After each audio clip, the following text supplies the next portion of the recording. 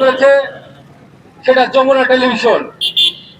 আপনারা জানেন যমুনা টেলিভিশন ওই সময় 5ই আগস্টের ছাত্র শিক্ষার্থী জনতার সাথে ছিলেন। অন্যান্য মিডিয়া হাউস যখন সরকারের তামিরাতে করেছিল, তখন যমুনা টেলিভিশনে এই ছাত্র জনতার পক্ষে নিয়ে কাজ করেছিলেন। আমরা ঘটনার কি শুনেছি, নরসিংদী একটা ইউনিয়নের বিএনপির 2 গ্রুপের একটা প্রোগ্রাম ছিল, তার মধ্য থেকে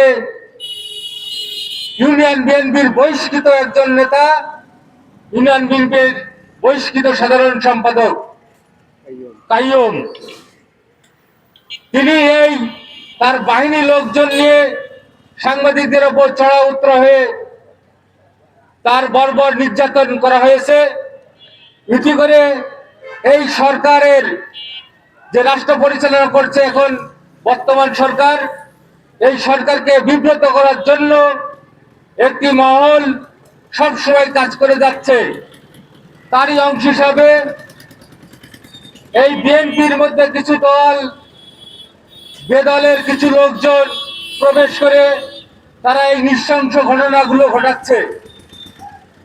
বিএনপিকে বলবো, আপনারা আপনাদের মধ্যে থাকা ঘাটতি মারা যেসব সন্ত্রাসী, মাদক ব্যবসায়ী, চোরা কারবারি যারা আছে তাদেরকে বয়কট করুন।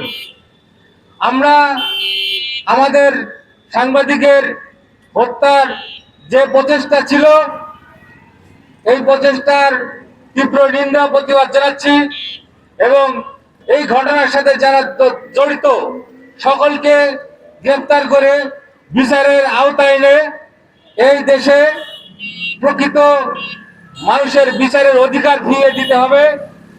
বর্তমান সরকারকে আমি আহ্বান জানাবো, সাংবাদিকদের যে সুরক্ষা আইন, ইতিমধ্যে আমার পূর্ববর্তী বক্তারা বলে গেছেন, সুরক্ষা আইন এবং সাংবাদিকদের মান উন্নয়ন, তাদের কর্মসংস্থান সব বিষয়ে নিশ্চিত করতে হবে।